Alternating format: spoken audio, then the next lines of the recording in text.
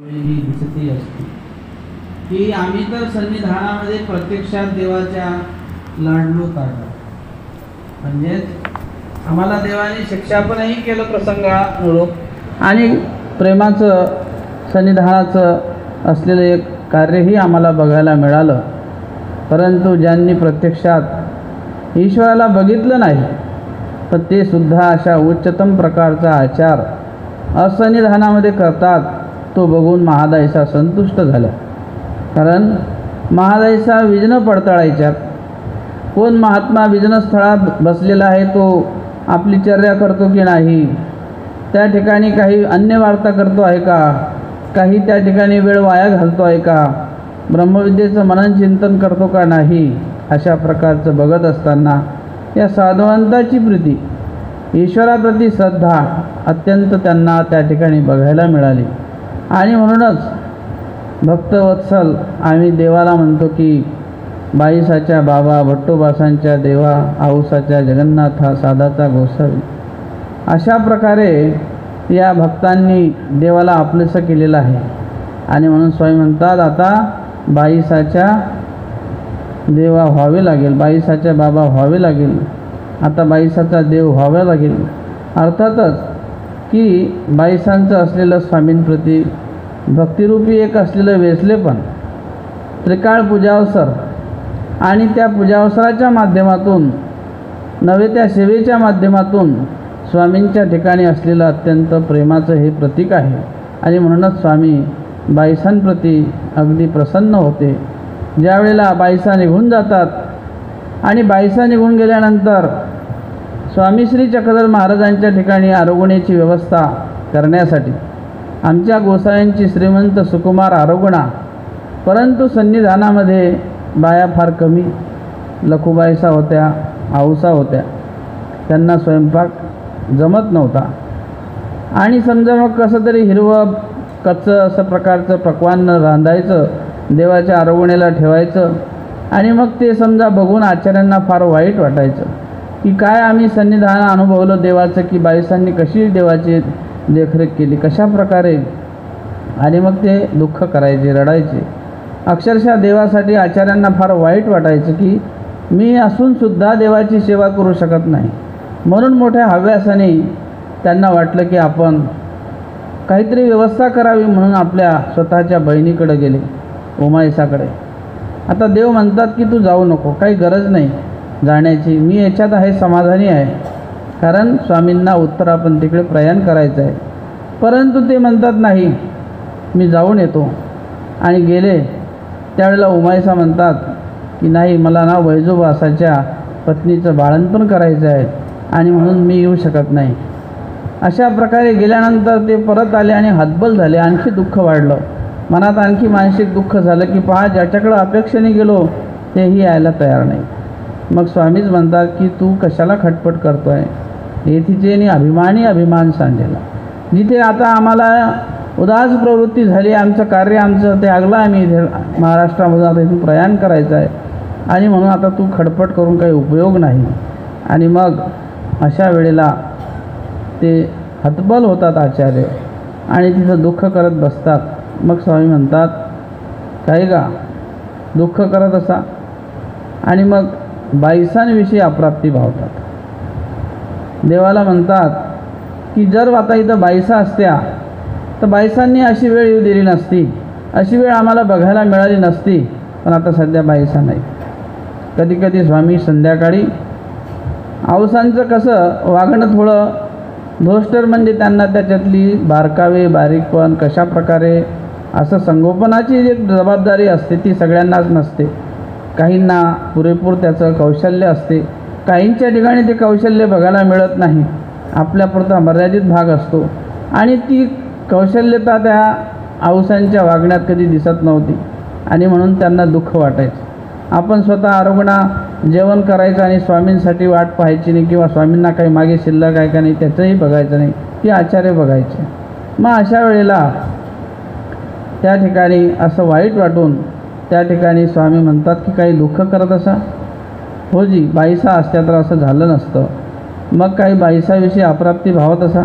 आणि मग स्वामी म्हणतात की अप्राप्ती निमित्तके दुःखे कर्माच्या राशी नासती. अप्राप्ती जर असेल तर आपल्या जीवस्वरूपाच्या ठिकाणचे कर्म असतात त्या अप्राप्तीपर दुःखाने नासतात. आणि म्हणून स्थान, प्रसाद, भिक्षुक, वासनिक, शास्त्र, ईश्वर, प्रेम 7 पदार्थ ही अप्राप्ती सांगितली. भक्त बाईसासारखे असलेले प्रेमी भक्त, अशा प्रकारची अप्राप्ती जर आपल्या जीवनात असेल तर त्यानेही आपल्या कर्मांचा नाश होतो. आणि मग स्वामी म्हणतात काही नाही, आम्हीच ते इथून अशा प्रकारचं हे स्वीकार केलेलं आहे, तू काही काळजी करू नको. आणि अशा आचार्यांना असलेला तो लळा स्वामींविषयी. आणि म्हणून त्या आचार्यांचं स्मृतीस्थळ आपण पाहतो आहोत. त्या स्मृतीमध्ये आचार्यांनी काढलेली देवपूजा, त्यानंतर देवपूजेच्या माध्यमातून चालत आलेली परंपरा, ते देवपूजा कोण्या कोण्या पिढींमध्ये आलेली आहे. अनेक पिढ्यांमध्ये त्या प्रत्येक देवपूजेमध्ये आबाब असतात, कोणत्या पिढीत कोणतं वंदन आहे, आणि त्या वंदनाला आपण आठवून आपल्या ठिकाणी ते नमस्कार करत असतो. आता आपोलो भेटी अनुसरण, हे आपोलो म्हणजे महादाईसांचे भाऊ, यांना अनुसरणाचा योग आला त्याविषयी हे स्मृती. आपोलो ते महादाईसाचे भाऊ, तयाशी गोसाव्याचे सन्निधान झाले होते. मग गोसावी बिजे केले आवरी, ते रहाणे घालिती देवहारे करीती. एकुदी महादाईशी अटन विशेषे, तया ते पडिताळा वयासी गेली. घरांतू रिगो बैसली, तव समोर देवते देखिली. आणि श्री चक्रधरू मनोनी निघाली. हे नाम तयाचा काणी पडिले, आण तैसेची ते गेले. अवघी देवता पाटियेसी घातली. पाणी अंतू घालून आले. मग महादाईशी तया ते घेऊनी भट्टोबासा पाशी आली. तयाशी भटोबासा पासोनी बोध झाला. मग अनुसरले शेवटवरी सन्निधानाशी होते. महादाईसाशी थोर सुख झाले. तयाशी पूर्वी खडकुले गोसावी वरू दिदला होता. जे शेवटी होईल ते साच झाले. हे श्रुती उत्तरार्धीची. अशा प्रकारे स्वामी त्यांना वर दिलेले पुरुष होते. हे अपोलो हे महादाईसांचे असलेले भाऊ, आणि भावाप्रती एक जिव्हाळा असतोच बहिणीला. आता काही अविधिरूप गोष्टी असतात की जसं स्वामी करणखेडला असताना दायंबा म्हणजेच भोज्या, हे सुद्धा वस्तुगुणी अत्यंत नम्र सालस व्यक्तिमत्व स्वामींच्या सन्निधानातील आहे. त्यांना अत्यंत स्वामींविषयी आवडी, पण काहीतरी एखादा अनाधिकार जीवस्वरूपी असतो. दायंबांना असाच अनाधिकार, त्यांना स्वतःच कधीतरी वाटायचं की मी खूप मोठा आहे, मी देवाचं सन्निधान केलं, आता माझ्याही ठिकाणी मोठेपण आलं. जसं आमचे दादोस म्हणतात वडनेरकर, गोसाव्यांच्यापाशी एक विद्या होती ती मला झाली. आता ती विद्या देवाची मला झाल्यामुळं आता ते देवाजवळ काही राहिलं काय, शिल्लक रिकामीच झाली. आता ती विद्या होती देवाला मला देऊन टाकली. अशा प्रकारे ते श्रेष्ठत्व आता माझ्या ठिकाणी आलं. तसं काही एक श्रेष्ठपण दायंबांना वाटत होतं. गोसाव्या सरीसे उठती बैसती सुरंग मिरविती. त्या अधिकृतीचा जो दोष की साक्षात करचरणवंत ब्रह्म ईश्वर अवतार, आणि मग ते स्वामी बसले का ते येऊन शेजारी बसायचे. स्वामींनी एखादा पानाचा विडा घ्यावा, त्यांनी विडा घ्यावा. त्यांनी आपल्या आपल्या कपड्याचे सोगे जसे खाली सुरुंग मिरवतात, मुखामध्ये सुरुंग मिरवितात, अशा प्रकारे चालता बसता उठता अधिकृती समानवृत्तीचा आचार, याला आमच्या पूर्वपरंपरेमध्ये फार जोपासलेला आहे. की कवन नेनो केसने पात्र, कोणाची योग्यता आपण सांगू शकत नाही. आणि म्हणून प्रत्येकाच्या पात्रतेमध्ये योग्यतेमध्ये भेद असतो, स्वीकारामध्ये भेद असतो. आणि म्हणून आमच्या परंपरेमध्ये प्रसव मोडण्याची, दंडोत घालण्याची ही एक प्रथा आलेली आहे. तर याच्यासाठी का प्रत्येकाचा अधिकार भिन्न असतो, आणि त्याप्रमाणे दायंबाला थोडासा अहंकार अभिमानाचा भाग संचारल्यामुळं ते देवाच्या शेजारी उठणं बसणं वाढलं आणि स्वतःला श्रेष्ठत्व समजायला लागले. त्यावेळेला स्वामींनी त्यांना आपल्या धर्मरूपी निरूपणातूनच समजून सांगितलं, अन्यवृत्तीचं निरूपण केलं. की ते म्हणतात मी तुमच्या बरोबरीचा, पण देवाने अन्यवृत्ती सांगितली. त्या कर्मवीच्या देवता आहे, मग अष्टोदेवनी, अंतराळ, स्वर्ग, त्यानंतर समजा कैलास वैकुंठ आहे, क्षीराब्दी आहे, अष्टभैरव, विश्व, मग माया, चैतन्यापर परमेश्वर. जे आमच्या ठिकाणी करचरण ब्रह्म तुम्ही बघता आहे ते ईश्वर स्वरूप इथे नांदते आहे. मग आता पहा, त्या कर्मवीच्या देवतेच्या खाली मनुष्यत्व आहे. मनुष्यत्व आणि ईश्वर यातलं अंतर किती आहे? 9 स्थानीच्या देवता पलीकडे ईश्वर, त्याच्या खाली जीव. म्हणजे एवढ्या अंतराने मग ईश्वराची तुमची बरोबरी आहे का? भोजा काही भोजा सापे ढगारू माथा लागत असे. देव म्हणतात तू काही आता कमी राहिला आणि तुझं आभाळ लोक्याला टेकायला 4च बोटं राहिले आता. अशा प्रकारे अपोलोचं वर्तन हे अपोलो महादायसांच्या संयोगामुळे स्वामींच्या सन्निधानात आले. आल्यानंतर महादायसांमुळं देवाला थोडं विचारपूस करणं भाग पडलं. मग देव त्यांना थोडे उठबस करायला लागले, थोडा सन्मान द्यायला लागले. तो सन्मान एवढा मानवला का ते स्वामींच्या बरोबरीनं उठबस करायला लागले. मग ती उठबस बघून स्वामी एक दिवशी म्हणतात की ए हरड बरड 4 दिस किंगा. हे हरड बरड म्हणजे हे वरवडे असलेलं हे कर्तृत्व, वरवडे असलेली एखादी जर क्रिया असेल ती वरवडाची क्रिया वरवड्यावरच निघून जाते. मधात हृदयामध्ये प्रवेशन करत नाही, अंतरामध्ये ते उतरत नाही आणि त्यामध्ये दोषाचा संभव अधिक असतो. जिथे बिजरूपता असते काही गुणाची, ते गुणासंयोगी दोष त्या ठिकाणी तो आपला दोष आपला उजळतेला आणू शकतो. पण जिथे गुणाची संभवता नाही त्यामुळं तो वरवडे दोष असेल तर तो त्या वरवड्याकडे आपल्याला दुसरीकडे अविधीकडे घेऊन जातो आणि मग तो निश्चितच अविधी म्हणजे विकल्पाचा होता. आणि स्वामींनी सांगितलं की असा काही तुम्हाला अविधी घडणार आहे. अपोलोला सांगितलं, जसं दायंबालाही घडलेलं आहे. पण आता इथं प्रस्तुत स्मृतीमध्ये अपोलोला अविधी स्वामींनी वर्णन केला की तुम्हाला शेवटी असं होणार आहे आता की हे 4 दिवस आमचं सन्निधान आहे, तुम्ही उठबस अशा प्रकारची करता, पण आमच्यापासून इतके दूर जासाल का तुम्हाला देवही आठवणार नाही, धर्मही आठवणार नाही. परंतु त्याला काही स्फुरलं नाही अपोलोला की देवाची प्रार्थना करावं. पटकन तिथे महादायसांनी हे शब्द ऐकले सन्निधानामध्ये आणि महादायसांनी देवाचे पाय धरले. महादायसा म्हणतात, दीजी माझ्या भावाशी ऐसे न व्हावे. अपोलोला असं होऊ देऊ नका, वाया जाऊ देऊ नका. त्याच्यासाठी काही कनव करा, कृपा करा, पण त्याला वाया जाऊ देऊ नका. जरी घडला असेल अविधी क्षमा करा. काही पूर्वदोष असतात, तो म्हणजे काही स्वामींच्या उठण्या बसण्यामुळं असं म्हटलं आहे की दैवराटीमध्ये काही अशा काही क्रिया घडल्या तर त्यांनी करून त्या ठिकाणी अशा प्रकारचा अविधी त्याच्या प्रकारे होतो. पण ईश्वरामुळे कुठल्या नरकाला तो जाईल अशी काही ईश्वराची क्रिया नसते, पण त्याचा पूर्वदोष तसा होता.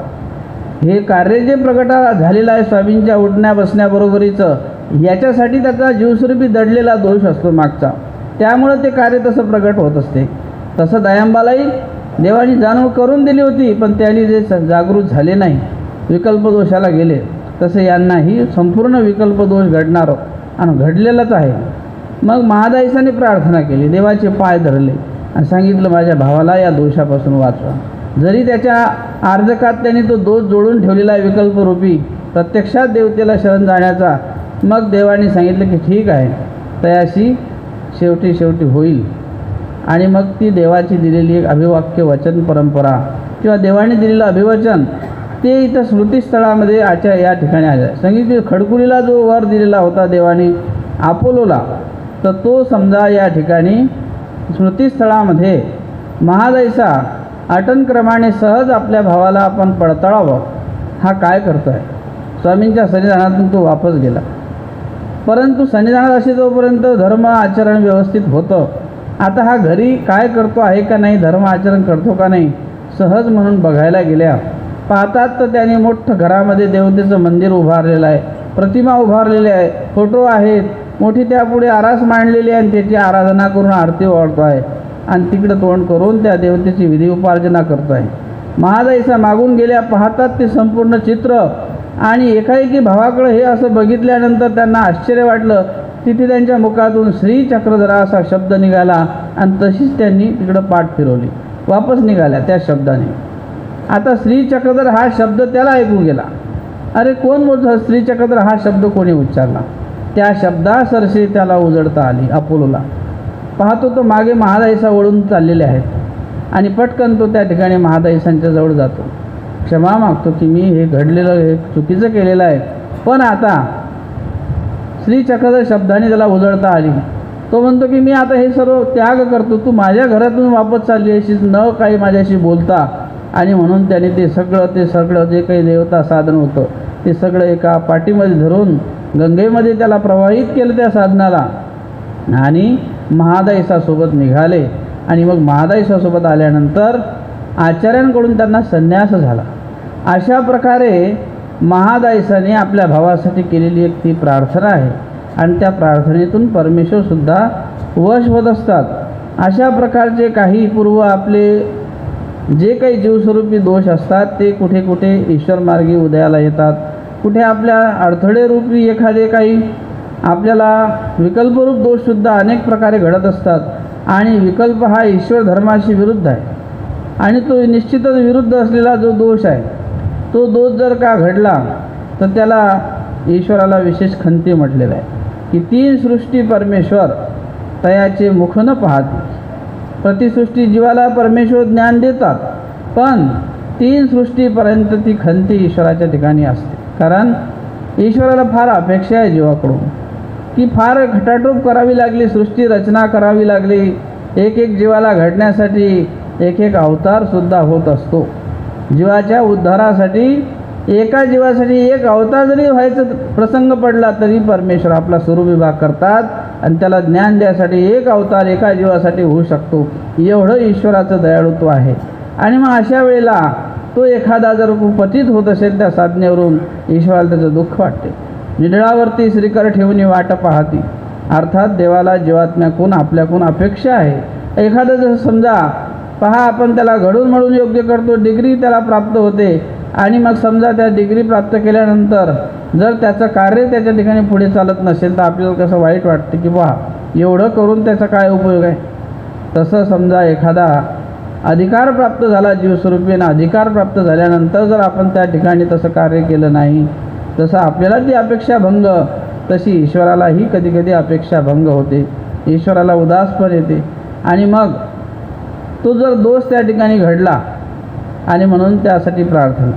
जसं दायंबा आहेत, दायंबांनासुद्धा स्वामी म्हटले होते की भोज्या तुम्हा शंख तुळशी लागेगा. तुम्हाला कधीतरी तुमच्या पूर्व आयुष्यामध्ये पुढे येणारं जे काही भविष्य आहे याच्यामध्ये कुठंतरी विकल्पाचा दोष तुम्हाला घडणार असं दिसते आहे. तुम्ही शंख तुळशी वाहणार, तिथे कुठंतरी देवतेच्या उपार्जनाला स्वीकार करणार. ते म्हणतात माझं भोजा नाहीशी काही होईल. माझ्यासारख्या या भोजाला म्हणजे आचरणवंत पुरुषाला असं कसं होऊ शकते, काही होणार नाही, मी पक्का आहे. पण प्रार्थना केली नाही देवाला की देवा मला असं होऊ नका देऊ, मला हा दोष घडू नका देऊ. आणि म्हणून त्यालाच आपण म्हणतो की अनुशोच. तो अनुशोच आपल्या ठिकाणी असला पाहिजे की भविष्यात घडणाऱ्या चुकीविषयी, भविष्यात येणाऱ्या दोषाविषयी जर तो अनुशोच असेल तर देव त्याला निश्चितच त्याविषयी सहाय्य करत असतात.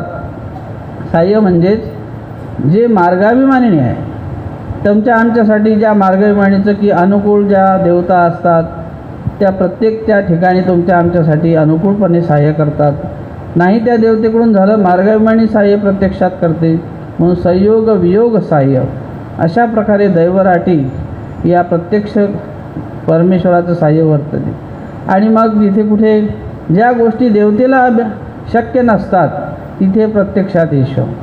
शास्त्र अपूर्व विधी म्हणजे एखादा प्रेमाचा विधी तुम्हाला प्राप्त करायचा असेल, ब्रह्मविद्या शास्त्र प्राप्त करायचं असेल तिथे मात्र स्वतः परमेश्वर ईश्वर सहाय्य करतात आणि त्याला तो योग पुरवितात. कारण त्याविषयी मायेला किंवा त्या देवतेला त्याचं ज्ञान नाही परशास्त्राविषयी. आणि म्हणून स्वतः परमेश्वर एखाद्या ज्ञानियाचा, अधिकरणाचा किंवा सन्निधानात प्रत्यक्षात ईश्वराचा तो परमेश्वर स्वतः त्या ठिकाणी योग त्याचा पुरवितात, योग आणून देतात आणि त्याची शास्त्रपूर्णता असो किंवा संदेह असो तो त्याचा फेडतात. अशा प्रकारची आपली ही ईश्वर परंपरा आहे. वासनिका देहांती झोडी अर्धोदक कथन. वासनिक अवस्थेमध्ये वासनिक कोणाला म्हणावं ना दयाची निकी वासना तो वासनिक हा सामान्य अर्थ. परंतु अनिष्ट सेवा पुढे तो वासनिक. जो अनिष्ट ज्याला कळलेला आहे की मी केलेलं हे अनिष्ट आहे याची ज्याला जाणीव असते. काही जे त्याग असतात जसं आपल्या धर्म परंपरेमध्ये मळत्याग, अनिष्ट त्याग आणि स्वतेव त्याग हे 3 त्याग मुख्य त्याग आहेत. त्याच्यानंतर त्याला उपप्रकार आहे मळवत त्याग आणि कुष्ठी वासनेचा त्याग. हे 2 त्यामध्ये समाविष्ट झाले, असे एकूण 5 त्याग आहेत. तर अनिष्ट म्हणजे की त्याला ते कळते आहे की हा प्रपंच जो आहे हा नैश्वर आहे. अनंत सृष्टी या प्रपंच संबंधाने माझ्या निर्फळ गेल्या. ही सृष्टी अशाच प्रकारे हे देवता संपादकत्व ऋणानुबंधत्वाचं नातं एकमेकाशी जोडलेलं आहे. आपण जे एकमेकाच्या जवळ आलेला असतो तो ऋणानुबंध कुठल्या ना कुठल्या कारणास्तव मागे जोडलेला असतो. त्या अनुषंगाने या प्रापंचिक जीवनामध्ये एकमेकाचा संयोग येतो, परंतु तो या देहापुरताच मर्यादित आहे.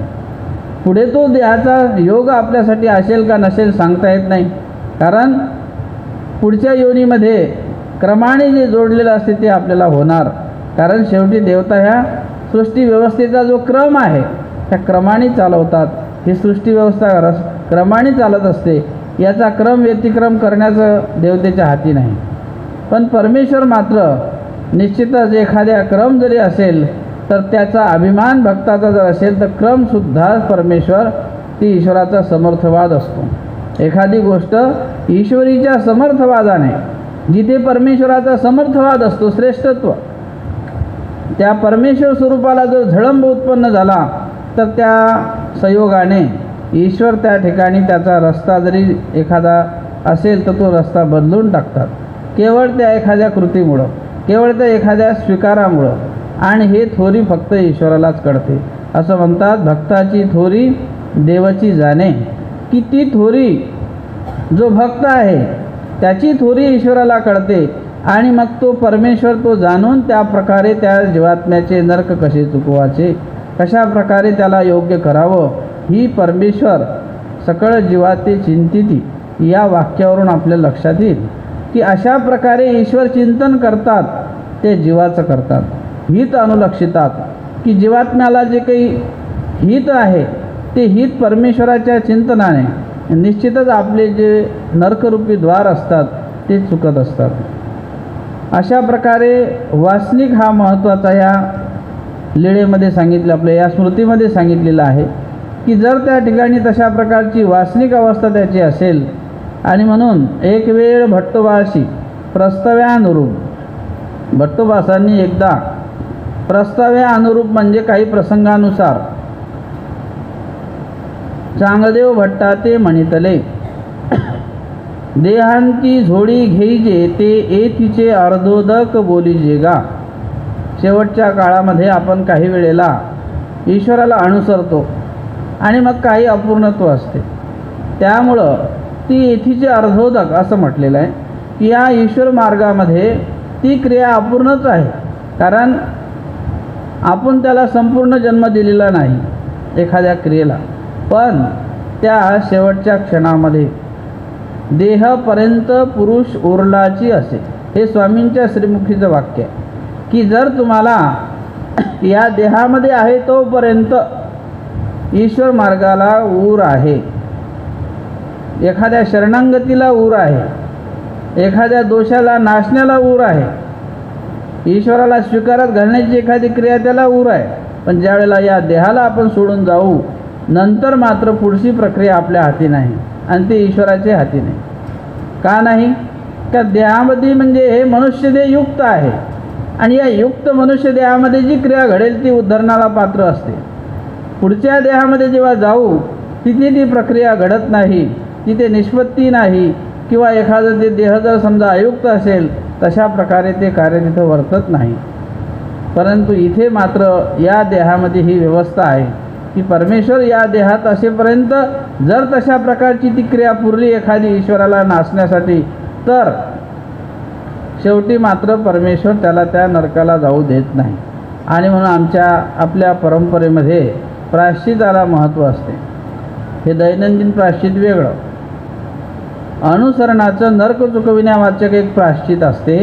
ते प्रायश्चित झाल्यानंतर त्या प्रायश्चिताशी त्याचा जर शेवट झाला तर चतुर्विधी चुकत असते, असं आमचं धर्मशास्त्र सांगतं की ज्याला चतुर्विधी चुकावी आपल्या दैनंदिन प्रायश्चित्त असलंच पाहिजे. हे प्रायश्चित आपल्याला उजळतेसाठी आहे. परमेश्वराला त्यानेही झळंब उत्पन्न होतो. पण ज्याला आपण म्हणतो की चतुर्विधी चुकणे, स्वर्ग, नरक, कर्मभूमी आणि मोक्ष या चतुर्विधीला चिरा, आजपर्यंत आपण त्याच्यातच फिरत फिरत इथपर्यंत येऊन पोचलो आहे. आताही त्याच्यातच आहोत त्या फेऱ्यामध्ये.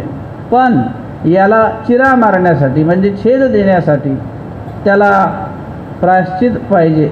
प्रायश्चित ज्या वेळेला या देहातून तो जातो, अर्थात जाताना प्रायश्चित झालं पाहिजे असा अर्थ याचा मुळीच नाही. काही वेळेला असं वाटतं की नाही आमचं शेवट जाताना प्रायश्चित झालं पाहिजे.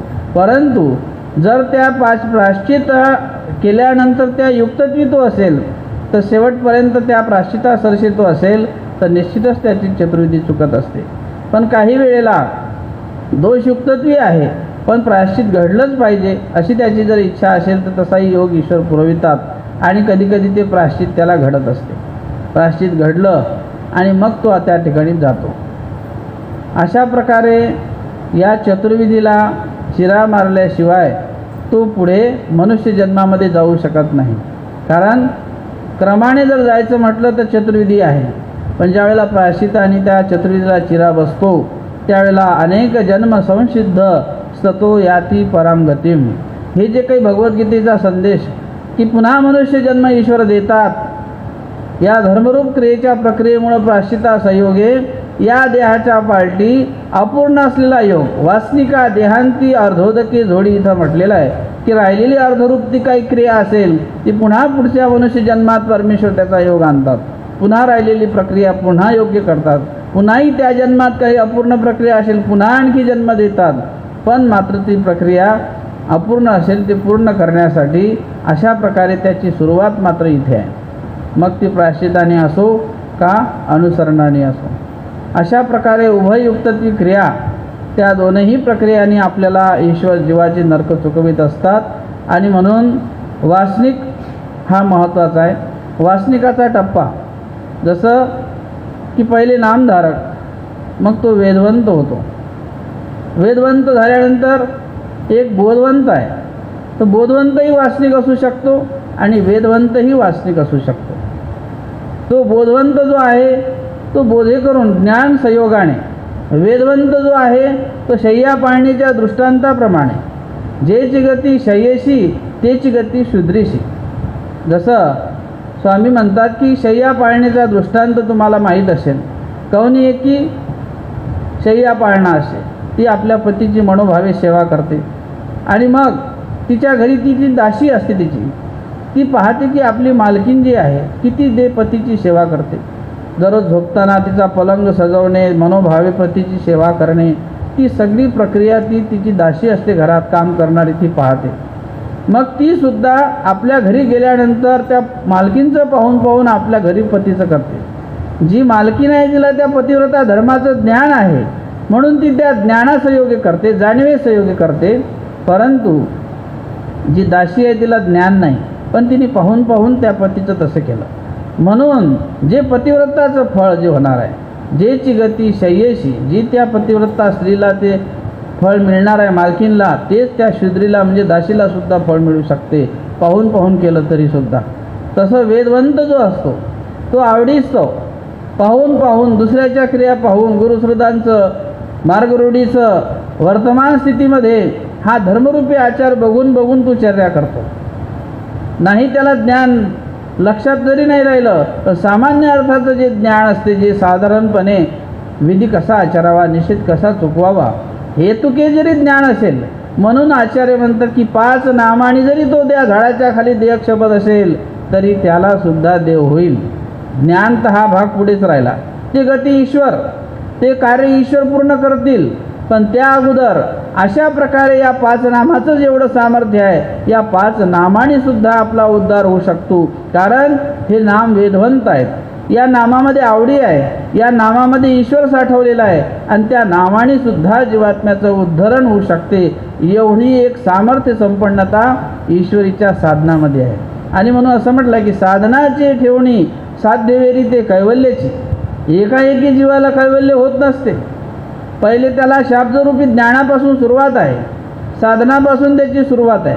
साधनच नसतं तर कैवल्य झालंच नसतं. आणि म्हणून ज्या उच्च कैवल्य पदापर्यंत हा जीवात्मा पोचतो त्यासाठी खालचं ज्ञानसुद्धा तेवढं महत्त्वाचं आहे. म्हणून स्मृतीस्थळात त्याविषयी उल्लेख आलेले आहेत.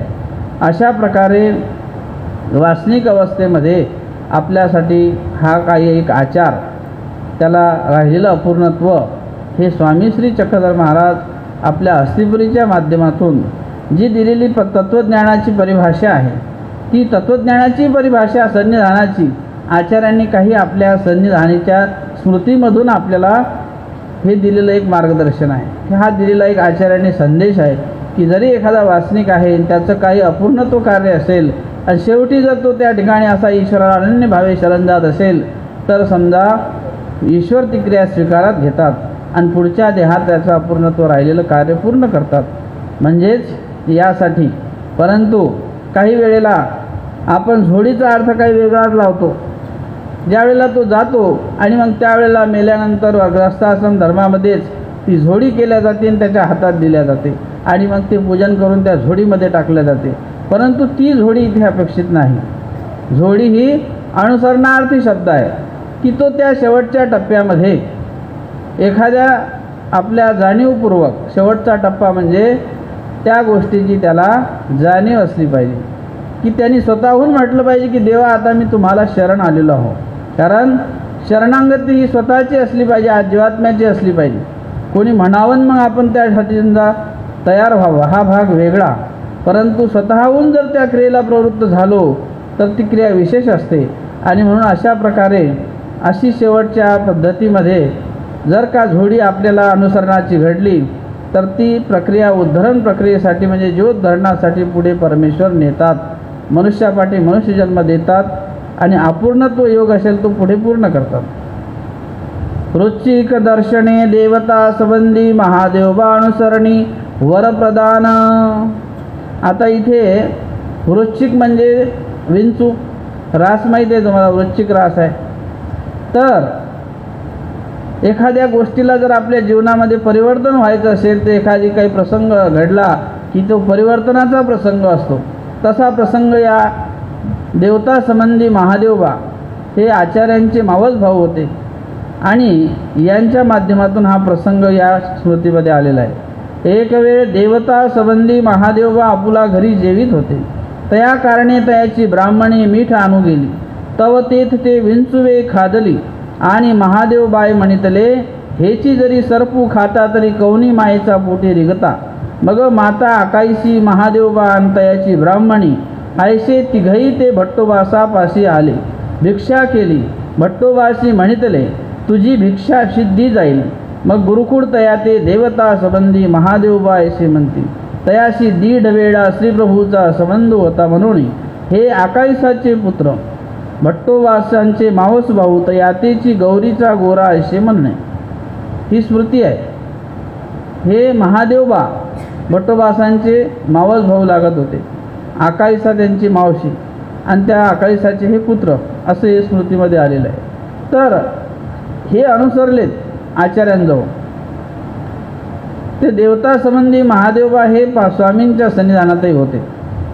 पण सन्निधानामध्ये त्यांना श्रीप्रभूंचा झालेला स्पर्श, श्री गोविंदप्रभू बाबांचा स्पर्श की श्री गोविंदप्रभू बाबांनी त्यांना हाताला वेढा धरून 1.5 वेळा केलेला होता श्री गोविंदप्रभू बाबांनी रायंगडामध्ये रुद्रपूरला. अशा प्रकारे श्री गोविंदप्रभू बाबांचा सुद्धा त्या महादेवबाशी संबंध आलेला आहे. आणि म्हणून हे महादेवबांची पत्नी ही गेली मीठ आणण्यासाठी जेवायच्या वेळी. पूर्वी मीठ असं एका कोपऱ्यात ठेवायचे आणि मग त्या मिठाला काही पाणी वगैरे लागू नये, काही लागू नये म्हणून असं एका कोपऱ्यात जिथं काही लागत नाही पाणी असं नेऊन ठेवलेलं, वर्षभर साठवून करायची त्या मिठाची. ती गेली काढण्यासाठी मीठ. तिथे विंचू दसल्या गेला.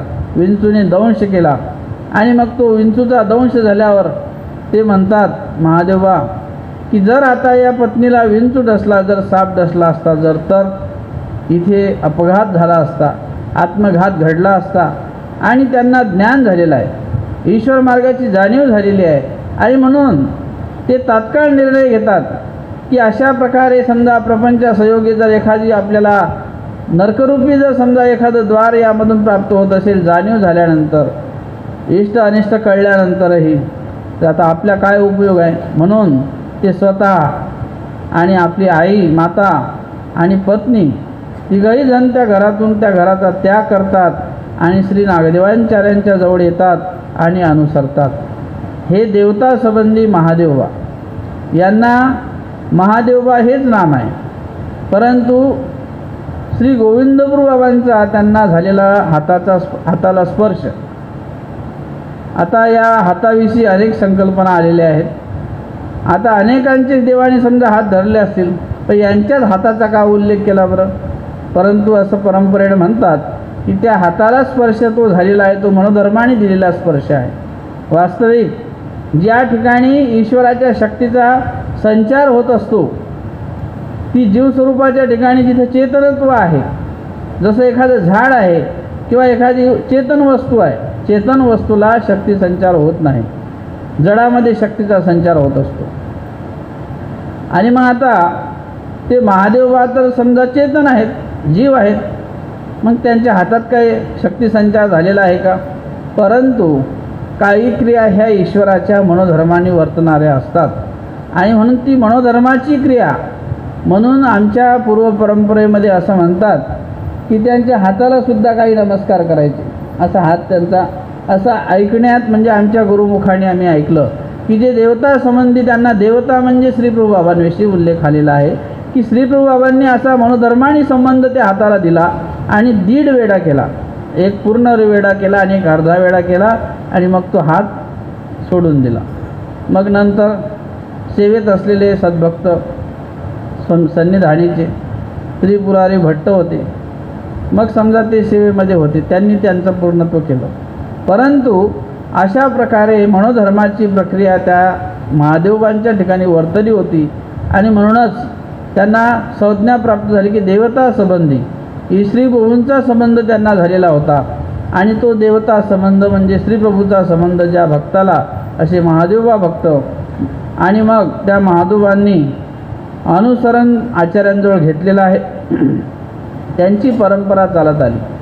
हे देवता संबंधी महादेवबा ही जी परंपरा आहे ही एक आमनाय परंपरा आहे.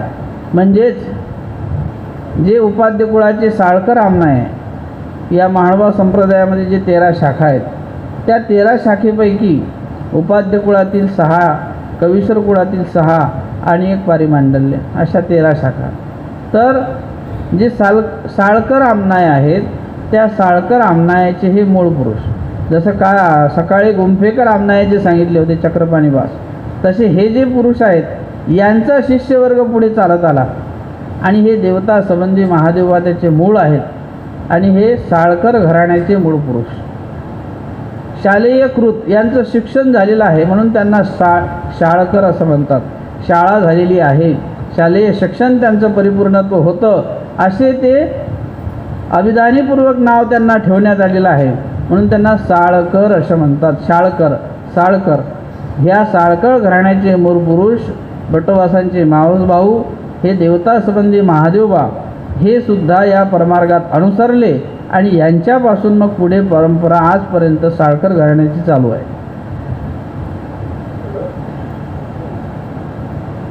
चांगदेव भट्ट प्रीतिविधान श्रवणी सूचिकानुवादू.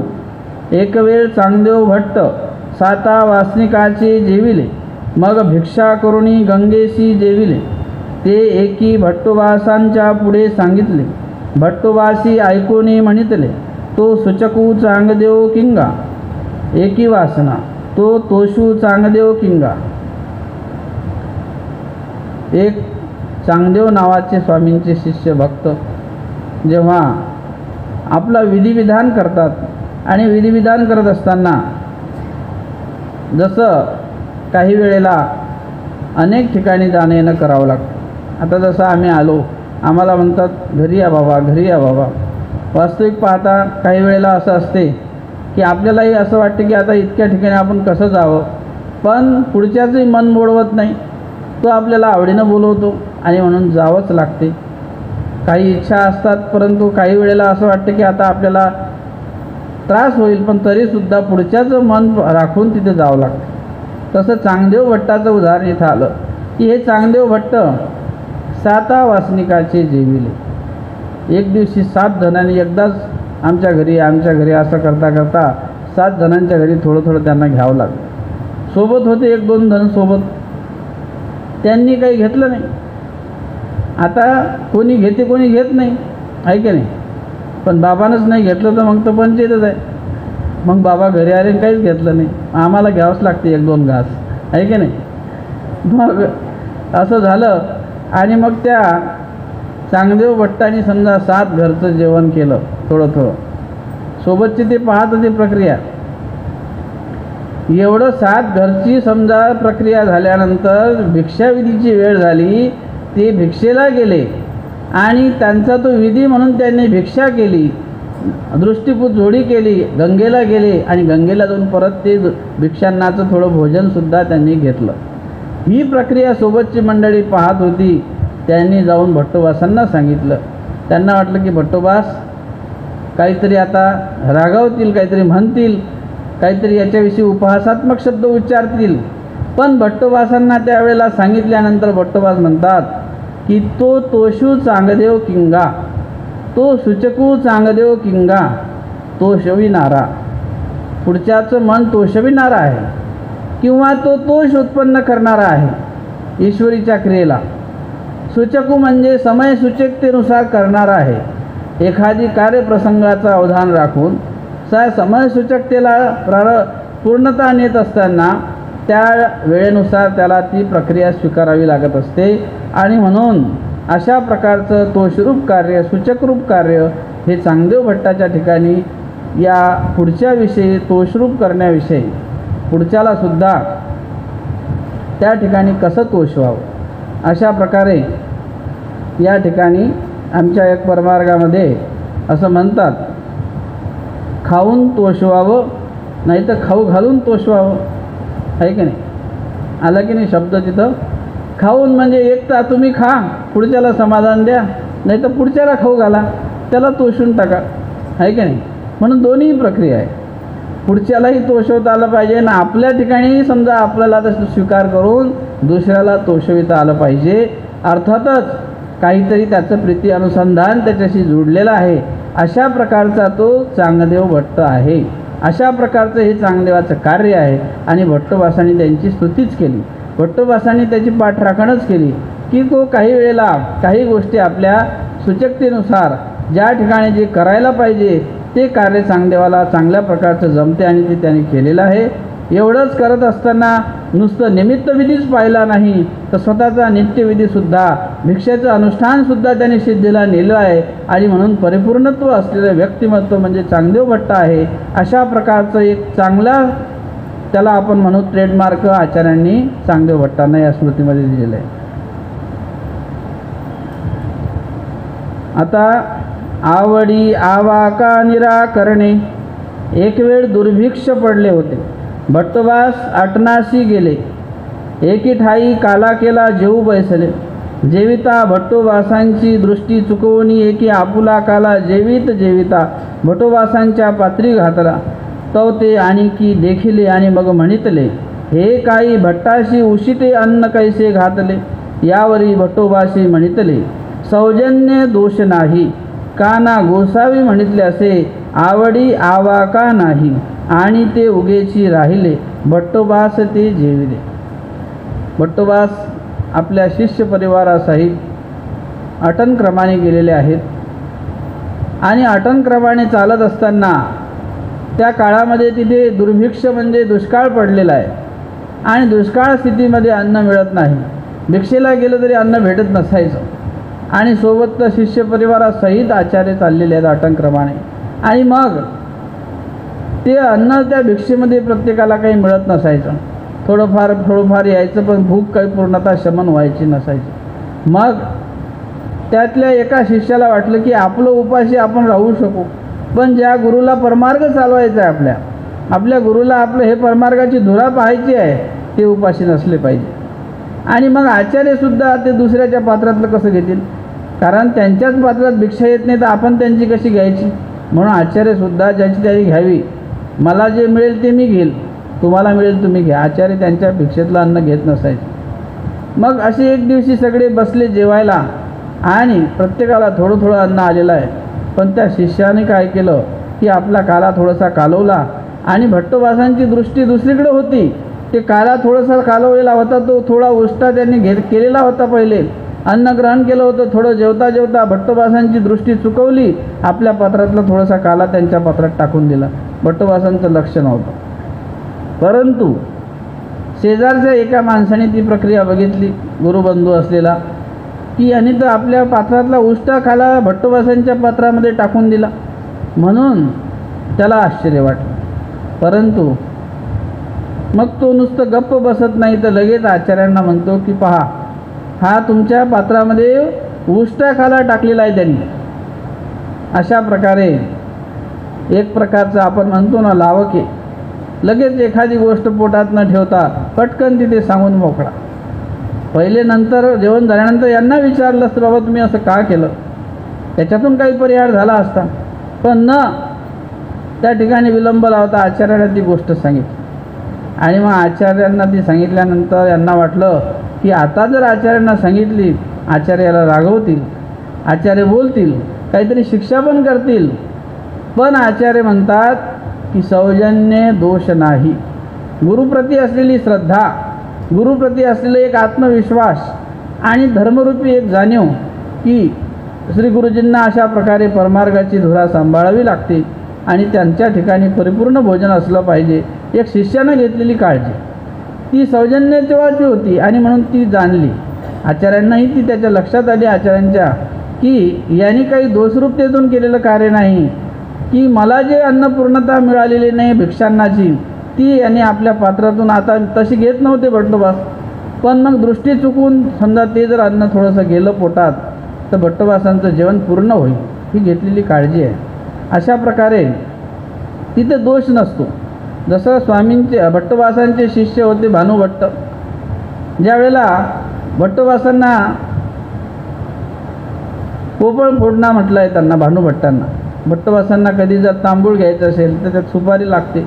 मग सुपारी फोडण्यासाठी काही अडकित्ता नसायचा साधा, तर ते तोंडामध्ये कपडा टाकून ती सुपारी तोंडात कटकन फोडायचे आणि भट्टोबासांना द्यायचे. आता आपण असं करू का बरं? परंतु प्रसंगानुसार काही गोष्टी तशाही त्या स्वीकारल्या जातात. अशा प्रकारे जसं बायदेवाची बोरे स्वामी म्हणतात, त्याचा भाव काही उष्टा नाही, त्याने आणले नासमज आहे, अज्ञान आहे, पण भाव किती सुंदर आहे की माझ्या देवाला मी गोड गोड बोळं घेऊन जावं, आंबट बोरं नसली पाहिजे. स्वामी म्हणतात, बाई याचा भाव काही उष्टा नाही. तसं भानुभट्टाविषयी जरी त्यांनी ते तोंडात घालून सुपारी फोडली, पण तीसुद्धा भट्टोबासाने स्वीकारली. तसं इथे त्याचा काला उष्टाच होता तो पात्रातला, पण तोही भट्टोबासाने स्वीकारला. आणि भट्टोबास म्हणतात सौजन्य दोष नाही, आवडीशी आवाका नाही. त्या आवडीला अनुमान नसते, आवडीला शेवट नसतो, प्रीतीला शेवट नाही, ते सगळं सामावलं जाते. आणि म्हणून प्रीती त्यामध्ये एकमेकामध्ये सामावण्यासाठी असते. अशा प्रकारचं प्रीती अनुलक्षण बंध हा एकमेकाशी आपला असला पाहिजे. हा किती मोठा आदर्श या स्मृतीस्थळाचा आहे. दर्शनीय भाग जे दाखविलं ते कृतीतून, अशा प्रकारची ही स्मृती आपल्या कर्तृत्वाला उजाळा देणारी असते. कारण ह्या गोष्टी ईश्वर हेतूशी अनुलक्षित आहेत. एकची पात्र एकची उदक पात्र, ऐशी ते खानपान ते उत्तम बोलिले. हे ईश्वराचीच असलेली एक प्रवृत्ती आहे. यामध्ये आमच्यामध्ये खानपान करावं असं एकत्र, असं स्वामींचं श्रीमुखीचं वाक्य आहे.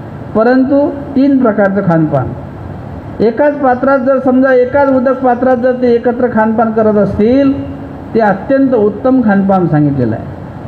मध्यम आपुलाले अन्न वेगवेगळ्या पात्रातले सगळे एका पात्रात करायचं आणि पुन्हा आपापल्या पात्रामध्ये खायचं एका पंक्तीला बसून. मध्यम खानपान, आपलेच अन्न आपल्याच पात्रात बसून खाणे, हे कनियस खानपान. म्हणून याला म्हणतो आपण पंगत. आज ती कनियस खानपान चालू आहे. आपलंच घ्यायचं आणि पंक्तीत बसायचं, आहे की नाही. परंतु ही सुद्धा एक एकत्र खानपानाची पद्धत आहे. यालासुद्धा काय म्हणतात? एकत्र खानपान. हे सुद्धा मार्गरूढीमध्ये सामावणारं कार्य आहे. ही मार्गरूढी आहे, ही मार्ग व्यवस्था आहे की पंक्तीला बसून त्या ठिकाणी एकत्र भोजन करणे हा तिसरा प्रकारचं खानपान या ठिकाणी आणलेलं आहे. आणि म्हणून जे क्रिया घडलेली आहे ते आचार्य आहेत, त्यांना सांगण्याची गरज नाही. यांनी सांगावं तुमच्या ताटात उष्ट काला टाकला आणि मग समजा आचार्याने शिक्षा पण करावं असं कधी घडणार नाही. कारण प्रमाण त्याला स्वामींच्या सन्निधानीचं आहे की एकत्र खानपान कीजे. हे काही प्रमाण हे काही शिष्याला आणि गुरुला नाही, हे समान, हे साधारणतःला दिलेलं प्रमाण आहे. आणि म्हणून कोणीही कोण्या प्रकारचं एकत्र खानपान करू शकते हे आपल्याला या माध्यमातून स्मृतीस्थळातून आचार्यांच्या या कृतीतून बघायला मिळते.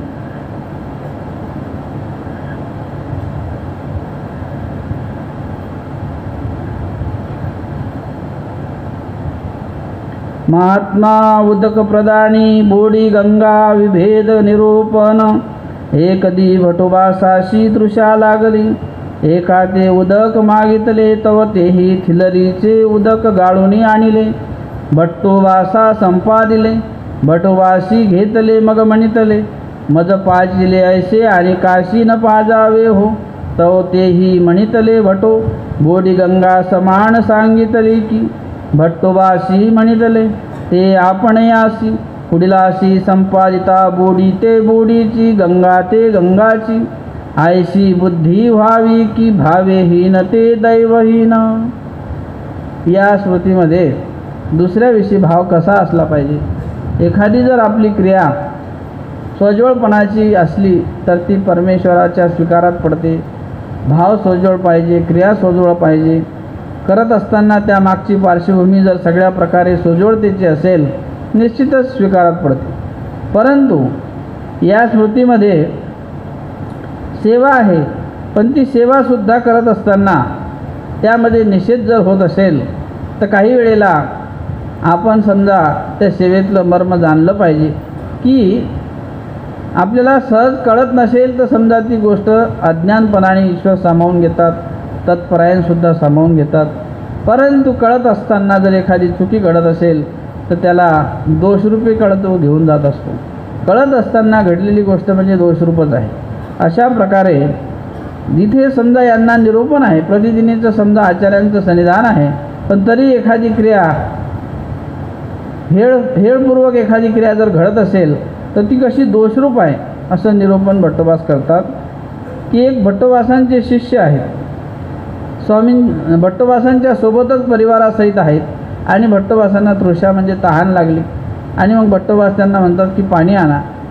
मग ते पाणी रस्त्याने चालताना लागलेली तहान ते स्वामी भट्टोबासांसाठी पाणी आणण्यासाठी जातात. तर त्या ठिकाणी एक असं डबकं भरलेलं असते, संचित असलेलं पाणी.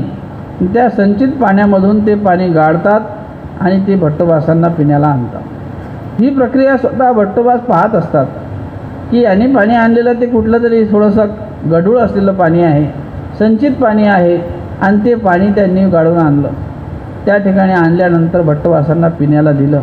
भट्टोबासांनी सुद्धा ते पाणी गढूळ असलेलं पण तरीसुद्धा ते प्राशन केलं आणि मग नंतर त्यांना व्यवस्थित समजून सांगितलं की अरे बाळा, अशा प्रकारचं हे जे काही देणं आहे हे समजा आपण गुरुला संपादतो आहे किंवा दुसऱ्याला देतो आहोत तर त्या ठिकाणी उचितपणाचा भाव असला पाहिजे. हे संचित पाणी गढूळ पाणी तू आणता मला गाळून आणलं आणि समजा मी घेतलं, पण हे पाणी चांगलं असलं पाहिजे होतं. अनेक ठिकाणी चांगले पाणी धारेचे पाणी असतात, त्याच्यातून सोजळ पाणी आणावं आणि मग ते दुसऱ्याला द्यावं. परंतु ते म्हणतात की देवाने तर म्हटलं आहे की बोडी गंगा समान मानावी असं आचार्यांना ते सांगतात. खराब पाणी काय चांगलं पाणी काय ते बोडी आणि गंगा असं समान मानायला सांगितलं. त्यावेळेला आचार्य म्हणतात बोडी ते आपणे असे. जे बोडीचं पाणी जे सांगितलेलं आहे ते दुसऱ्यासाठी नाही, दुसऱ्याला चांगलंच दिलं पाहिजे. आपल्या स्वतःसाठी सांगितलेला तो आचार आहे. पण जेव्हा दुसऱ्याला एखादं द्यायचं असेल त्याच्यासाठी तो आपल्याला आचार शिकवण्याची गरज नसते. कारण तो स्वात्मीने त्या आचाराला जाणणारा आहे, त्याला कळते त्या पुढच्या सगळ्या गोष्टी. आणि म्हणून आपल्यासाठी आपला आचार तो स्वतंत्र आपल्यासाठी असतो. जेव्हा दुसऱ्याला ती प्रक्रिया करायची आहे त्यासाठी त्याच्या मनामध्ये चांगला भाव असावा आणि चांगली क्रिया असावी. म्हणून आपण कोणतीही क्रिया करत असताना किंवा दुसऱ्याला संपादकत्व करत असताना चांगल्या प्रकारची वस्तू देतो चांगल्या प्रकारचं फळ देतो की हे खराब नसावं आणि हे चांगलं असावं, किळलेलं नसावं, अशा प्रकारचा शुद्ध भाव त्यामध्ये ठेवत असतो. कारण त्यासाठी चांगलेपणाचा एक अंतरात भाव असतो. काही वेळेला काही जण त्या गोष्टीविषयी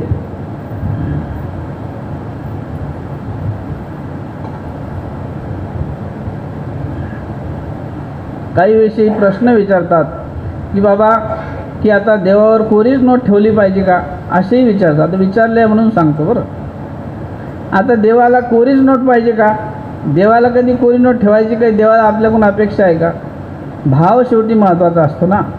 परंतु कोरी नोट कशासाठी? आपला तो सोज्वळ भाव आहे की मळलेली नोट कितीतरी ठिकाणी मळलेली असते, कुठल्या कुठल्या ठिकाणी ती जाते, कुठल्या समजा त्या नोटीला स्पर्श होतो आणि मग ती जसं फळ चांगलं आहे, मग त्यामुळे द्रव्यसुद्धा असं जर त्या ठिकाणी चांगलं त्या वेळावर ठेवलं, कोरं असेल त्या ठिकाणी ते मळलेलं कमी असते, कमी त्याचा वापर झालेला असतो.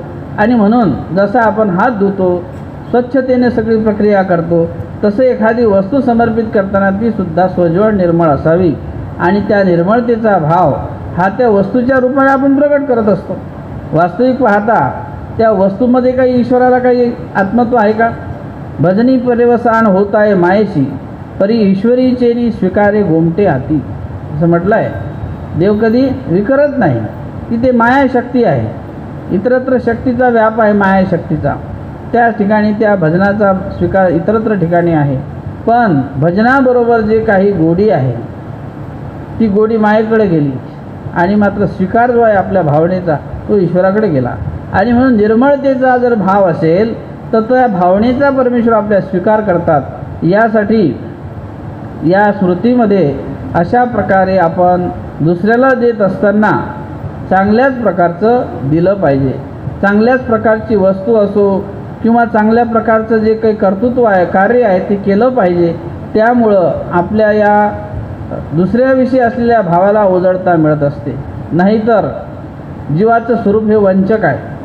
स्वतःविषयी स्वतःच्या आतृत्व भावनेतून तो स्वतःविषयी काही करायला तयार होतो, पण जेव्हा दुसऱ्याची वेळ होतो तेव्हा उणं आपल्या मनात असतेच. हा प्रापंचिक भाव आहे. जीवाचे स्वरूपच तसं आहे. जीवाचे स्वरूप आपलं अधमती रूप आहे. अधमतीचं कार्य जीवाच्या ठिकाणी आहे आणि म्हणून तो स्वतःविषयी जेवढी सोज्वळता पाळतो, चांगलेपणाचा भाव, तेव्हा दुसऱ्याविषयी तो पाळत नाही.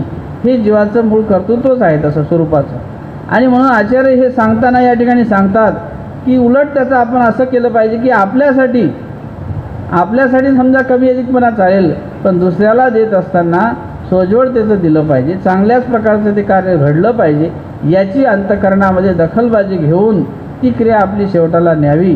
म्हणजेच पूर्णतः त्या क्रियेमध्ये अथपासून इथपर्यंत तो पूर्व आणि उत्तर क्षण आपल्याकडं चांगल्या पद्धतीनं त्या क्रियेचा शेवट करता येतो. म्हणून सोज्वळतेचा भाव आपल्या हृदयात असावा, ही स्मृती आपल्याला अशा प्रकारे मार्गदर्शन करते.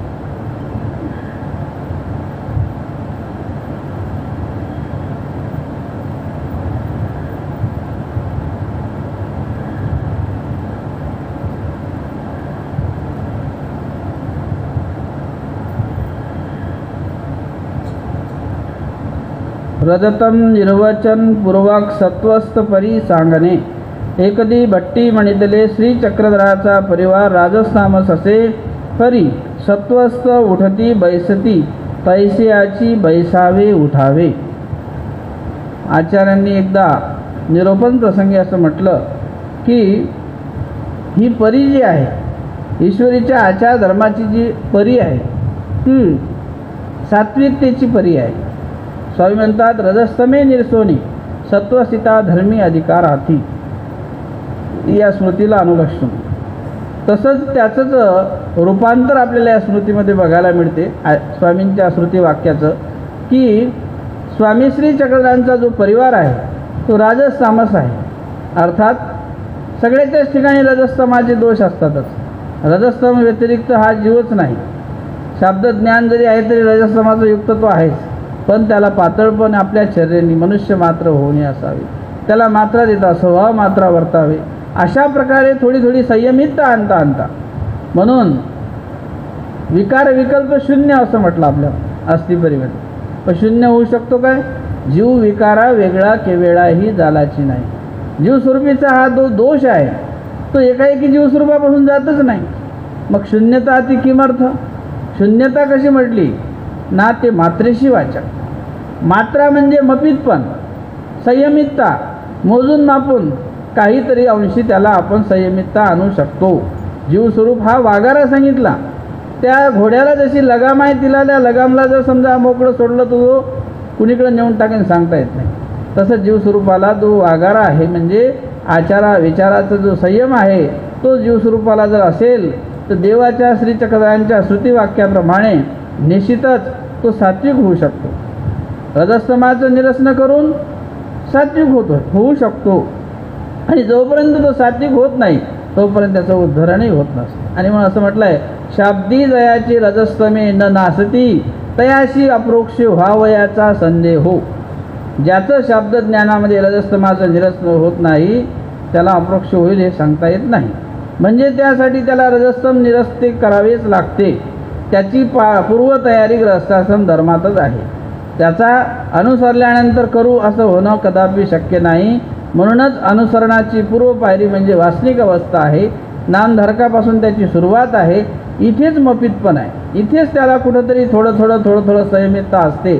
आणि म्हणून स्वामी श्री चक्रधरांचा परिवार कसा आहे तर आचार्य सांगत असताना की भट्टी म्हणितले श्री चक्रधरांचा परिवार राजस्थानच असे, परी सत्वस्थ उठती बैसती, तैसेयाची बैसावे उठावे.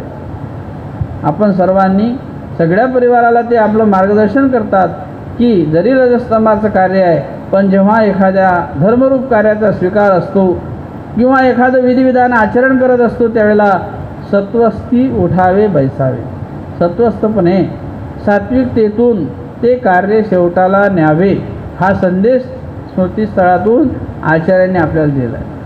अवसर काळी तमतम करू नये, आहे की नाही, एकमेकावर रागवू नये, संयमितता असली पाहिजे, समजून घेता आलं पाहिजे एकमेकाला, तर त्या क्रियेला आणि त्या कार्याला रूप येत असतं. नाहीतर मनोमानशी जर मनिलपण आलं तर त्या अवसर काळामध्ये गोमट जोडण्याऐवजी अवसर काळीचे थोर ओकटे होय असं म्हटलं आहे. अवसर काळामध्ये मग काय गोमट जोडायला गेले आणि तिथं ओकटच जोडलं. एक मादा लाईन गेली का? लाईन गेली वाटते.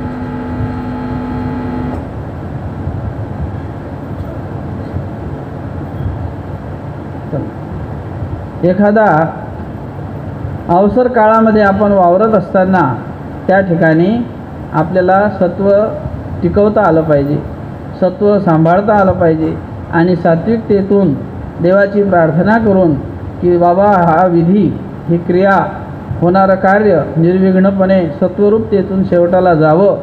कुठल्या प्रकारचा अविधी घडू नये, कुठलं रजस्तंभ कार्य माझं जीवस्वरूपीचं उदयाला येऊ नये. जीवस्वरूपीचे दोष असतातच आपल्या ठिकाणी. काही प्रकृती राजस तामस प्रधान असतात. मग त्यावेळेला तो दोष पुढे येतो, ती क्रिया साध्य होत नाही. मनातच काहीतरी वेगळा विचार येऊन जातो, चांगल्याऐवजी दुसराच कुठला तरी वाईट विचार येऊन जातो आणि मग त्या कार्याचा शेवट व्यवस्थित होत नाही.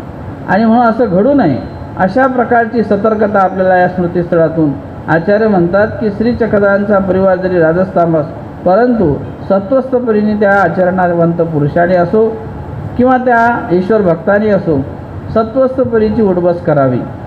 वर्तन करताना, चालताना, बोलताना, परमार्गी वावरताना सात्विकपणे आपली उडबस जर असेल तर त्यामधून ती क्रिया व्यवस्थितपणे ईश्वराच्या लेखी लागते. कारण अधिकार जो निघतो तो सत्वरूप म्हटलं आहे, त्याचं मूळ पाहायचं आपण. रजस्तमे निर्सोनी सत्वस्थिता धर्मी अधिकार. सत्वस्थित झाल्याशिवाय धर्माचा अधिकार निघत नाही. धर्म ईश्वरीचा आहे, ईश्वर सात्विक आहे मुळात. ईश्वर काय? त्रिगुणाच्या पलीकडे असलेलं सत्व म्हणजे निर्गुण सत्व ज्याला आम्ही म्हणतो, त्या निर्गुण सत्वाचा स्वीकार तो ईश्वर धर्माचा आहे. परमेश्वर निर्गुण आहे, पण तो तुमच्या आमच्यासाठी सगुण साकार होतो, व्यक्त होतो. मात्र जीवाचे, देवताचे धर्म ईश्वर स्वीकारतात. मूळ ईश्वर स्वरूपामध्ये कुठलंच रजस्तमासारखं कार्य नाही, त्रिगुणात्मकतेचं कार्य नाही. असा जो धर्म आहे तो ईश्वरीच आहे. अशा ईश्वर धर्मासाठी तो आचरणवंत किंवा साधवंत जेव्हा पात्र होत असतो तेव्हा ईश्वरीच्या केवळ पदापर्यंत पोहोचण्यासाठी केवळेशी साजात्य आहे की नाही. निर्वचनामध्ये केवळेशी साजात्य ज्यावेळेला केवळ परमेश्वर आहे तो भक्त जो आहे साधारण तोही केवळ होतो त्या ईश्वरासारखा. त्याच्याही ठिकाणचे दोष हळूहळू झडत जातात आणि मग त्या ईश्वराचं साजात्यत्व म्हणजे सारखेपण. जीव स्फटिकाकार आहे, ईश्वरही स्फटिकाकार आहे. जीवाच्या स्वरूपाचा वर्ण कसा आहे? स्फटिक पांढरा आहे आणि ईश्वर स्वरूपाचा वर्णही स्फटिकच आहे. मग त्या जीवाची आणि ईश्वराची मिळणी होते. पण मध्ये असलेलं जे काळपटपण आहे अविद्या दोषाचं अविधीचं ते काढण्यासाठी आपल्याला ही ईश्वर मार्गीची प्रक्रिया असते. ती त्याला झांजर देते.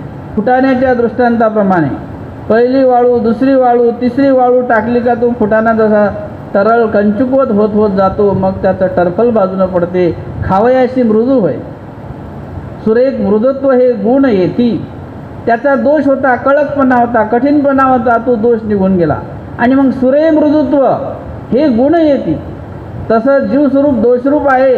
या दोषरूपाला बाजूनं केल्यानंतर अविद्या दोषाला बाजूला केल्यानंतर त्याच्या ठिकाणी सुरे मृदुत्व म्हणजे गुणरूपतेचा संभव झाला आणि मग कुठं तो जीवस्वरूपाचा योग्यतेचा भाग ईश्वर प्राप्तीशी कारण झाला. अशा प्रकारची उद्धरण प्रक्रिया ईश्वरीच्या धर्माची आहे. आणि म्हणून इथे सत्वस्थपरीचं आचरण त्या महात्म्याच्या ठिकाणी त्या भिक्षूच्या ठिकाणी त्या नामधारक वेदवंत सगळ्याच्या ठिकाणी असलं पाहिजे. हे आचार्याचं इथं मार्गदर्शन आहे. पंचनामपूर्वक क्षेपणे प्रशंसा एकुदी भटवासी म्हणितले आळू माळू विधिनिषेधाचे ज्ञान झाल्या हेही पाचे नामी जो झाडातडी जन्मक्षेपी तो जरी वाया जाय तर म्या धाडीला ऐसे होय. आचार्यांच्या मुखातून निघालेले शब्द की एखादा भिक्षुक महात्मा आहे आणि नुसतं त्याला कुठल्याही प्रकारचं फार विशेष ब्रह्मविद्येचं मर्मज्ञान नाही, पण 5 नामावर अत्यंत श्रद्धा आणि भाव धरून तो ईश्वराला अनुसरला असेल आणि आपली झाडातळी जाऊन जर आपलं धर्मरूप आचरण करत असेल तर त्याला सुद्धा ईश्वर प्राप्त होऊ शकतो. हे सामर्थ्य त्या साधनेचं आहे. कारण साधना ही लहान नाही मोठी नाही. म्हणून म्हटलं स्थान मात्र पाहावे भिक्षुक मात्र भेटावे. साधारणतः सामान्य जरी असेल तरी तो थोरची आहे. ईश्वरीचा मुंजाल तो लहान म्हणू कैसा असं म्हणतात की कोणाला लहान म्हणावं कोणाला मोठं म्हणावं हे काही कळत नाही. परंतु आहे मात्र साधनाची थोरी आणि म्हणून ईश्वर साधनाची थोरी हृदयाशी ठेवून हा अंतरीचा भाग असतो. तो अंतरीचा भाग ईश्वराशी समर्पित होऊन जर आपल्या जीवस्वरूपाच्या ठिकाणी आपण केला तर लवकर उजळता जीवस्वरूपाला होऊ शकते. अशा प्रकारे 5 नामाचं सुद्धा महत्त्व आचार्यांनी या ठिकाणी सांगितलं. आता आली गृहस्थाश्रमाची स्मृती आहे. साकाईचा गृहस्मरण निषेधे विजन प्रकाशी कवनाचा गोलू म्हणणे. गृहस्थाश्रम धर्मामध्ये इथंसुद्धा विजनाचा विधी आणला आचार्यांनी की तुमच्या असं वाटतं की अनुसरल्यानंतर विजनाचा विधी आहे का? ना, गृहस्थाश्रम धर्मीसुद्धा आपल्याला तो विजनाचा विधी करता येतो. एका ठिकाणी जेव्हा रसमत असते तेव्हा एखादं विधान साधलं जात नाही, पण जेव्हा आपण त्या रसमतेच्या थोडं निवांत शांत होतो त्यावेळेला काही विधीचं अनुष्ठान आपण करू शकतो. यासाठी साकाईसाला स्वामी आचार्यांनी केलेलं हे मार्गदर्शन आहे. साकाईसा ह्या वासनिक होत्या. ह्यासुद्धा आचार्यांच्या शिष्य परंपरेमधल्या वासनिक भक्त आहेत आणि ती हातरीते झाली. साकाईसा ह्या विधवा झाल्या आणि घरीच होत्या. मग ती भट्टोबासांची शिष्य भट्टोबास तयाच्या गावाशी गेले होते.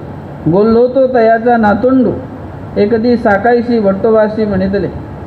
एक दिवशी भट्टोबास गेले त्या साकाईसा नावाच्या बाईच्या घरी. ती भट्टोबासांची शिष्या होती आणि त्यांचा जो नातू त्याचं नाव होतं गोलो. आपण म्हणतो ना गोलू म्हणतो ना, अशा प्रकारे तो गोलू नावाचा त्यांना नातू होता त्या साकाईसाला. आणि भट्टोबास तिच्या गावाला गेले. गेल्यानंतर मग साकाईसा ते भट्टोबाशी म्हणितले साकाई तू विजना का न वचसी. तू म्हणे घरातच बसून राहती तुला वासनिक आहे, तुला ज्ञान आहे, तुला जाणीव आहे, थोडंफार विजनस्थळाला गेलं पाहिजे, थोडं बाहेर जाऊन थोडा आपला देव आठवावा, काही चिंतन करावं. ती म्हणितले भटो मी घरी बोललो ते जो जो खेळवितो तो तुम्ही देवाची आठवितो. तर तिने उत्तर दिलं की मी ज्या ज्या वेळेला माझ्या नातवंडाला मी अशी खेळवते इथे बसून एका ठिकाणी, मी माझं स्मरण करत करत ती प्रक्रिया करते, त्यामध्ये मी माझा देव आठवते. बटोवासी म्हणितले गृहस्मरणापसी झाडातडी मनोरथ आठविसी ते निके. या गृहस्मरणापेक्षा झाडाकडे जाऊन नुसतं बसून जरी राहिले तिथं तरी तुम्हाला शांतपणे त्या ठिकाणी सत्वस्थता साधल्या जाते. असं म्हटलं आहे की कोथळोबाला ते सांगितलेलं समजत नव्हतं, मग ते म्हणतात जा तुझ्याशी झाडाची बोलेल. झाडाखाली गेले, झाडाखाली शांत बसले तर ते जे न समजणारं त्यांना समजून गेलं. तसं हे झाड म्हणजे असं निवांत ठिकाण असते आणि तिथे सात्विकपणा असतो, रचमच नसते आणि मग त्यामुळं काही आपल्याला एकाग्र साधण्याचं ते ठिकाण आहे, ते विजन स्थान आहे. आणि म्हणून एक प्रहर विजन करावे हा ईश्वर मार्गीचा विधी पहिल्यापासून समजा पूर्वजांनी आमच्या पाळलेला आहे. तसं आचार्यसुद्धा तिला म्हणतात साकाईसाला का तू विजन विधी आचरला पाहिजे, परंतु साकाईसा मात्र उत्तर देतात की मी घरामध्येच देव आठवतो, मी मुलाला खेळवते नातवंडाला तेव्हा माझा देव आठवतो. मग गृहस्मरणापशी झाडातडी मनोरथ आठवीशी ते निके, मनोरथापशी तेथ निद्रा कीजे ते निके. यावरी भट्टोबाशी म्हणितले की अनेक काळी म्हणितले निनिजे कवनाचा गोल्लो कवनाची शिती तू आपुले चिंतिओ साकूबाई ऐसे म्हणितले आणि हास्य केले. शिती म्हणजे सीताबाई, सीता नातू होती ती सुद्धा, आणि गोलू हा नातू होता. मग ती अशा प्रकारे उत्तर दिल्यानंतर आचार्य म्हणतात की तुला समजा नातवंडाचं आणि नातीचंच पडलं, पण तुझ्या आत्म्याविषयी काही विचार कर. शेवटी नातू येणार नाही सोबतच नातं येणार नाही, परंतु तू तुझ्या समजा आत्मिक उद्धारासाठी काहीतरी केलं पाहिजे ना. कारण भट्टोबासांचे त्या शिष्य होत्या वासनिक आणि त्यांना ईश्वर समजलेला आहे, आत्मीयतेनं ती प्रक्रिया ईश्वर समजलेला असल्यामुळं आत्मीयतेनं भट्टोबास त्यांना ते सांगतात आणि अशा प्रकारे त्यांना ते भट्टोबासांना साकाईचा विषय असलेला तो एक लळा आहे म्हणून ते बोलतात. मग एकुदिशी तेही आपल्या पुत्रावरणी भट्टोबासांच्या दोन्ही ओविया म्हणितल्या. आणि मग काही काळांतराने काही दिवसानंतर त्या प्रापंचिक जीवन जगत असताना जी साकाईस आहे तिला फार दुःख झालेलं आहे आणि ते झालेलं दुःख ती भट्टोबासांना ओवीबद्ध शब्दामध्ये म्हणून दाखवते की ती म्हणते गोविंद नाही जयाच्या वंशी ते पाथर कुशी निफन्नले विवुणिया वांज झाली ओ माये पुत्र न धरीची पाये गोविंदाचे. तिला फार पुत्राचं दुःख होते, कारण एक मुलगा आहे, संपन्नता आहे, घरामध्ये सगळं काही आहे, पण ही आई जी आहे ईश्वर धर्माची आहे, वासनिक आहे, सद्भक्त आहे, ईश्वर समजलेला आहे. पण त्या आईला असं वाटते की मुलाने सुद्धा देवधर्म केला पाहिजे, मुलाला सुद्धा ईश्वर कळला पाहिजे, धर्म आचरण झालं पाहिजे, अशी आईची अपेक्षा असते, बापाची अपेक्षा असते मुलाकडून. की ही अपेक्षा असणं हे साहजिक आहे. आणि म्हणून आज वर्तमान स्थितीमध्ये जशी काही आपण आपली परंपरा, आपली जी काही भौतिक संपत्ती आहे ती भौतिक संपत्तीची परंपरा जशी पुढे नेण्याची अपेक्षा करतो, तशी धर्मरूप परंपरासुद्धा पुढे गेली पाहिजे ही अपेक्षा आपण करणं फार महत्त्वाचं आहे. हे या साकाईसाच्या याच्यावरून लक्षात आपल्या आलं पाहिजे. आणि मग साकाईसा म्हणतात की माझा मुलगा जो आहे तो मुलगा देवधर्म करत नाही, आणि म्हणून त्या मुलाविषयी तिने काढलेले उदासपूर्वक वाक्य तिच्या मुखातून निघाले. आचार्यांना ती साकाईसा म्हणते गोविंद नाही दयाचा वंशी ते पाथर कुशी निफन्नले. ज्याच्या वंश परंपरेमध्ये आमची सारखी माता आहे, मला मुलगा झालेला आहे, पण माझ्या वंशावळीमध्ये त्या मुलाच्या मुखात जर देवाचं नाव नसेल, ईश्वर त्याच्या हृदयात नसेल किंवा भक्तीचं द्वार त्याच्याजवळ नसेल, जी माझी अपेक्षा आहे धर्माचा पुढे चालावा, तर ते पाथरच कुशी निफन्नल्यासारखं आहे. पाथर म्हणजे दगड. जसं म्हणतो की पोटामध्ये दगड जसा काही निष्पन्न झाला, वास्तविक त्या मुलाला संपूर्ण काही आहे, त्याच्या ठिकाणी प्रापंचिक संपत्ती किंवा भौतिकतेचं पूर्ण कार्य आहे, परंतु धर्म नाही. आणि म्हणून ती आई वासनिक आहे, तिला खंत आहे मुलाविषयी. म्हणून ती खंत व्यक्त करून दाखवते आचार्यांजवळ की गोविंद नाही जयाचा वंशी ते पाथर कुशी निफन्नले. जणू काही दगडच माझ्या पोटी जन्माला आला. भिवून या वांज झाली ओ माय. एखादी स्त्री वांज असते परंतु पुत्र नसल्यामुळे वांज आहे, पण मी पुत्र असून वांज आहे. ती त्याविषयी खंत व्यक्त करते की मुलगा आहे परंतु तो देवधर्म करत नाही, ईश्वराला शरण जात नाही, सांगितल्याप्रमाणे ईश्वर धर्माचं आचरण करत नाही. आणि म्हणून भिवून या वांज झाली ओ माय पुत्र न धरीची पाय गोविंदाचे. असा माझा मुलगा आहे की तो ईश्वराला शरण जात नाही. अशा प्रकारे त्या मातेची खंत आहे. आणि म्हणून आपलं जे अनुवंशिक द्वार आहे, आपली परंपरा आहे, ती पुढे ईश्वर मार्गाने पुढे चालत राहिली पाहिजे. असा संस्कार आपल्या मुलांबाळांना आपण केला पाहिजे. या मातेच्या अनुकंपेवरून जशी साकाईसाला चिंता आपल्या मुलाविषयी आहे, तशी प्रत्येकाने आपली परंपरा पुढे चालण्यासाठी किंवा 4-2 लोकांना निमित्त होण्यासाठी आपण त्या ईश्वर धर्माला निमित्त झालो पाहिजे. निमित्तत्वाचं फार गोमटा आहे. एकमेकाला धर्माला आपण निमित्त होत असू, त्या गोष्टीचा ईश्वराला विशेष स्वीकार असतो. कारण एक सेवित जाय, एक न सेवित जाय. काही धर्म आचरण करून जातात तर काही न आचरताही जातात, असं म्हटलेलं आहे. न आचरता जाणं म्हणजे तोष आहे ईश्वराला. आता तो तोष असल्यामुळे ईश्वर त्याची चर्या करून घेतात. कारण त्याच्या एखाद्या सद्गुणाच्या कीर्तीसाठी, सद्गुणासाठी तो एखाद्या निमित्त होतो. जसं सारंग पंडितांनी सांगितले की आत्याला की आत्या शांताबाईसाला म्हणतं तू जा, फक्त जायचं तुला द्वारकेला, गोमतीमध्ये एक पाठीशी पोटाशी बाजून आत्महत्या करते कर, पण आमचे श्री चांगदेव वेरूळला भेटून तर जा. एवढंच निमित्त झाले. तेवढ्यामुळे चांगदेव रावळांची भेट घे म्हटल्यामुळं श्री चांगदेव रावळांच्या साक्षात भेटीमुळं स्वामी म्हणतात की बाई आता तुम्हाशी शांतीनगरीचा पाठवू देईल. खरोखर शांतीनगरी म्हणजे कैवल्याचं शांतीचं द्वार, कैवल्याला प्राप्त झालेल्या शांतबाईसा. अशा प्रकारे शांतबाईसांना ईश्वर प्राप्त झाला. अशा प्रकारची प्रक्रिया या स्मृतीमधून आपल्याला, या साकाईसाची जी प्रक्रिया आहे ती आपल्या मुलाविषयी दुःख या स्मृतीमध्ये व्यक्त करतो. बस का 4:45 झाले. तर आजचं हे सत्र या ठिकाणी संपलेलं आहे. आजचा दुसरा दिवस. आता उद्या आपण राहिलेल्या स्मृती घेऊ.